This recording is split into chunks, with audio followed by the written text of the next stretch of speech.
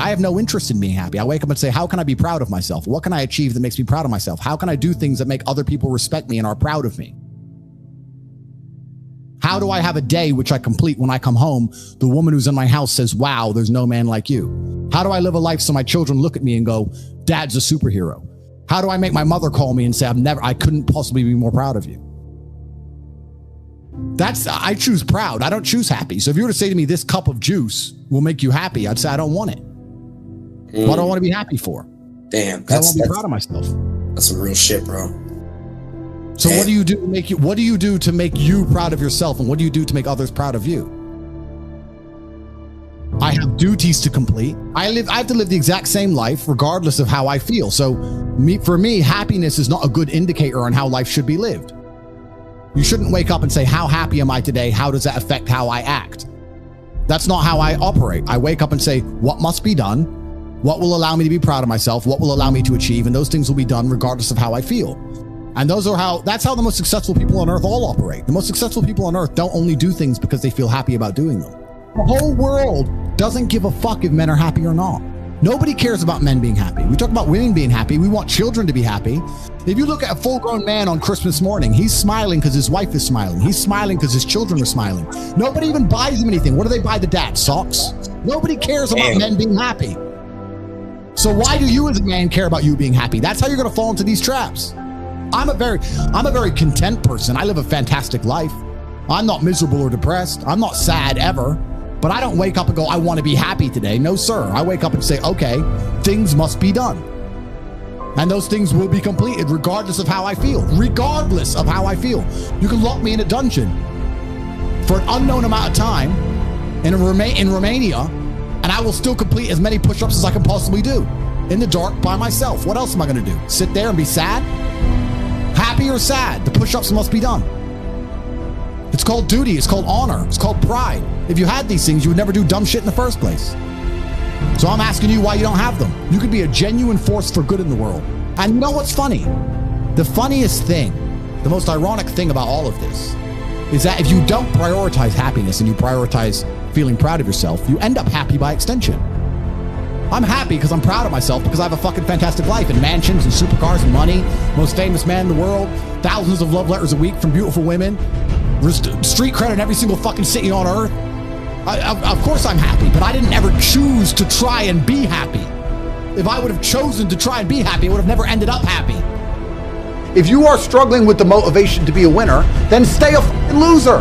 No problem. Stay a loser. Don't care. Because in my circle, there's no losers around me. Your energy is disgusting. I find it revolting. I don't like weakness around me, even near me. And sometimes when you're true to yourself, it may seem like the Matrix is trying to convince you that if you're a weak little cock and you're a feminist and you're a little coward, that women will like you more. No, women respect men who stick by their principles and their beliefs. And the principles and beliefs of a man are always to do what he is supposed to do, regardless of how he feels. You must train when you don't feel like training. You must protect when you don't feel like protecting. You must be a good man. And when you're actually a truly good man and a high value man, this is something I absolutely realized in jail. And I said to you, I said, Tristan, I have no problem suffering if the people I love are not suffering. My children are taken care of. The women I love are taken care of. My mother is taken care of. Everybody around me is fine. Even if they've removed me from my life and locked me in a jail cell, everybody I love is taken care of and is protected and is living good. I must suffer because I am a man. I am the head of my empire. I'm the head of the clan. Of course I will suffer, but the people I love are not suffering. This is what God has bestowed upon important men since the beginning of time. Not just important men.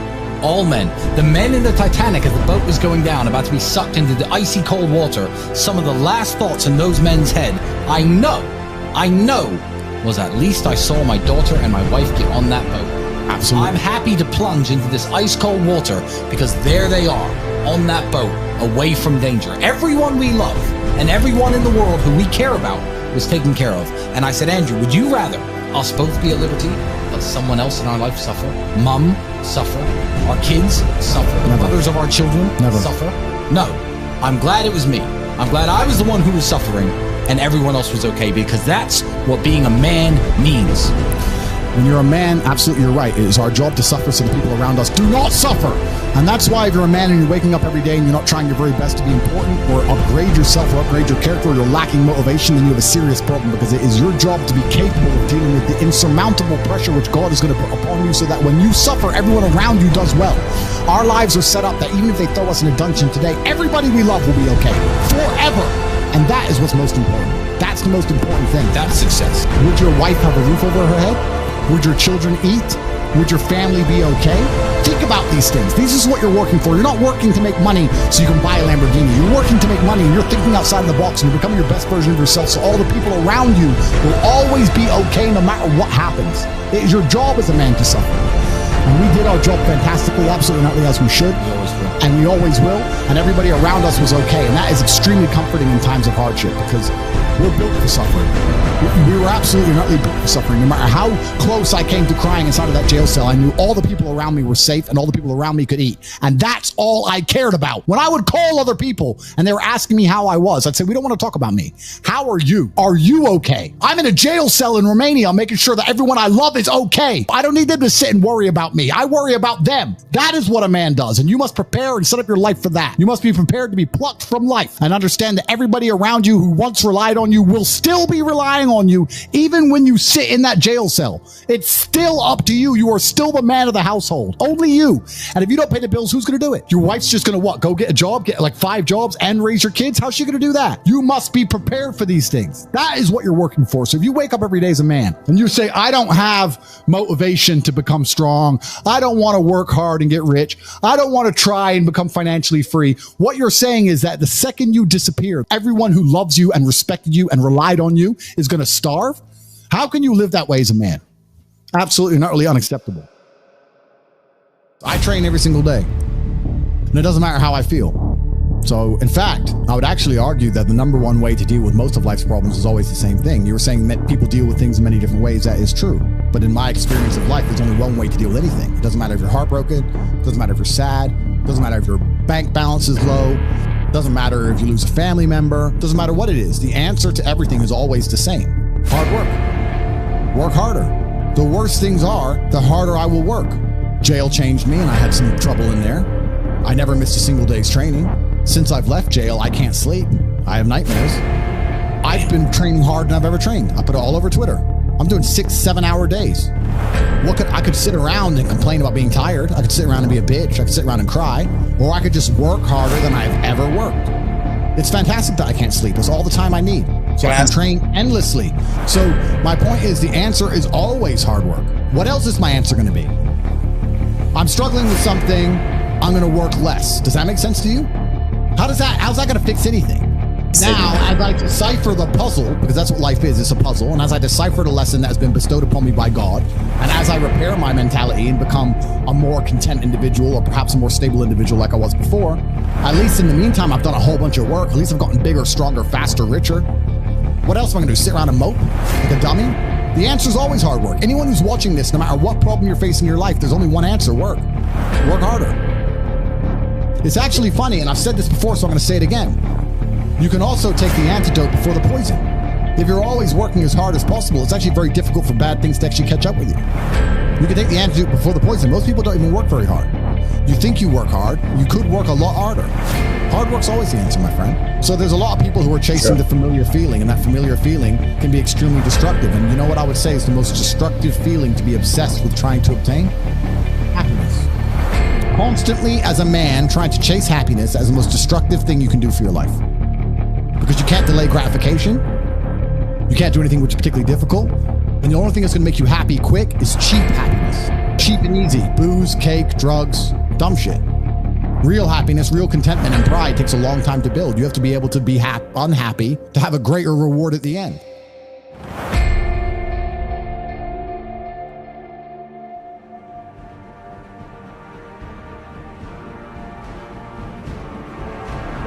Andrew's too materialistic and he just talks about money. Yes, because you can't win a war without money. What are we sending to Ukraine right now? Money. Every single war is money. What's that famous quote? The sinews of war are infinite money. The sinews of war are infinite money. I'm going to change it, make it my own. The sinews of war are unlimited finance. If you have enough money, you will win. I as a person, I'm sitting there saying, okay, if we want to have a serious movement, if we want to seriously make people stand up and see the truth, we need to make sure that people who see the truth have money.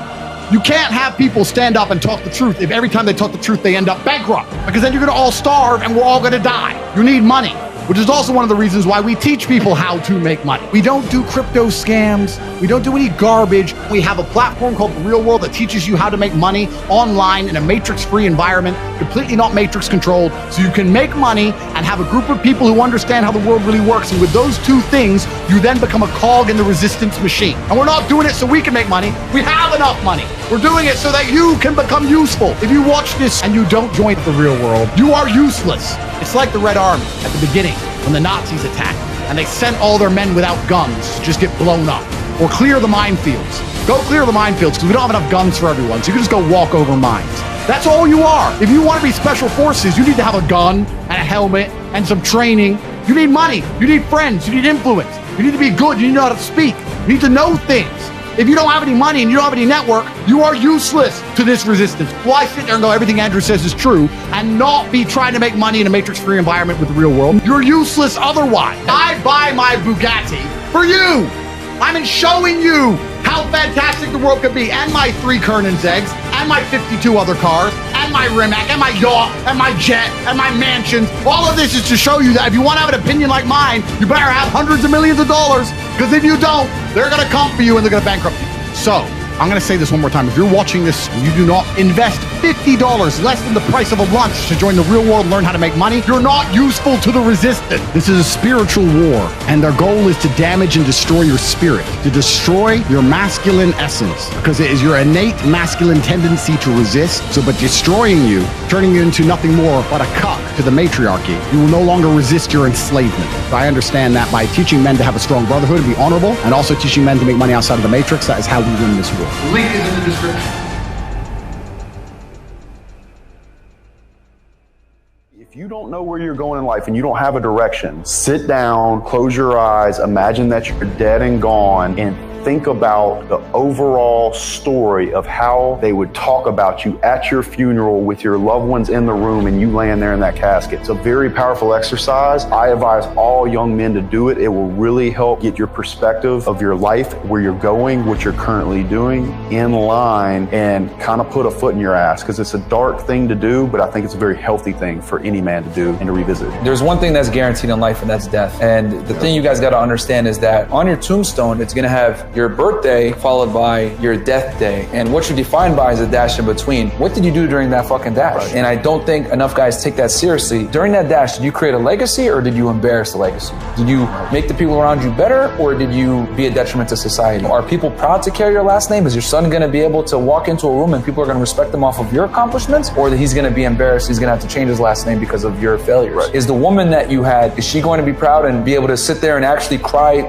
real sobs of sorrow? Yeah. Because you passed away, or is she going to cry tears of joy because you're a fucking loser and she's going to get a better guy? And this is also not an excuse for a young man to put it off until his 30s. That's true. Because your hard work and your dedication and your grit and all that shit, that is not a guaranteed path to success. Many, many people have given their heart to their business and failed, flat out fucking failed. They did everything right. They went to bed, they didn't party, they studied, they did everything, and they still fucking lost. So if you're young, you might need to do that enough times. And in fact, in a lot of ways, I feel like I experienced this. Yeah. I banged my head against this fucking business again and again and again and again and again and again, and never got what I was really looking for. Like, I had goals for 30 that I did not hit because I was not qualified to make them at 24. Yep. I set goals at 24 that I was not qualified to make at that time for 30. And so when I got to 30, in a lot of ways, I felt like I failed, but I kept pushing against that thing, and I finally hit that motherfucker and it cracked open. And for that reason, what if I would have started at 31? You know what I'm saying? I wouldn't be sitting here at 36 at where I'm at. So it's not an excuse to put it off for the young guys, but if you are in your 30s and you haven't started yet, dude, your clock is gonna run. Dude, you could be a big G at 50, 55. You have plenty of runway. Get started at any time, because it's never not a good time to start. If you're trying to be comfortable, you're not gonna put yourself through the pain of studying and understanding and the pain of doing, so you don't become competent. If you don't become competent, then you have to face fear in a different way. Yeah. Like, let's say I needed to estimate a metal building project, and the building was 100,000 square feet. If I had not gone through the pain of doing 5,000 square foot, 10,000, bam, bam, bam. Now I can just take a phone call and be like, okay, what's the size of the building? Take me through the spreadsheet. I can see that spreadsheet in my mind. I built it. Yeah. And so like, I can see every row when they're telling me like the different attributes, this kind of panel, this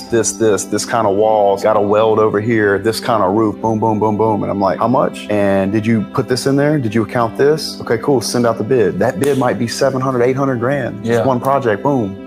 I might make 200-300 grand. I took a phone call. Yeah. I'm not scared because I went through all the pain. I got away from comfort. Yep. That comfort builds competence. Yep. And when you have competence, what other people would look at as fear, I look at as fucking money. I do think the Real World is the best online school ever be assembled. If you want to work on the internet, the Real World is the thing to do, because the guys that are teaching those classes about how to drop ship or do FBA or copyright or whatever, they actually have businesses where they are literally millionaires from that business, which makes them automatically 10x better than college. So if you want to take that route, Join the Real World. Link is in the description.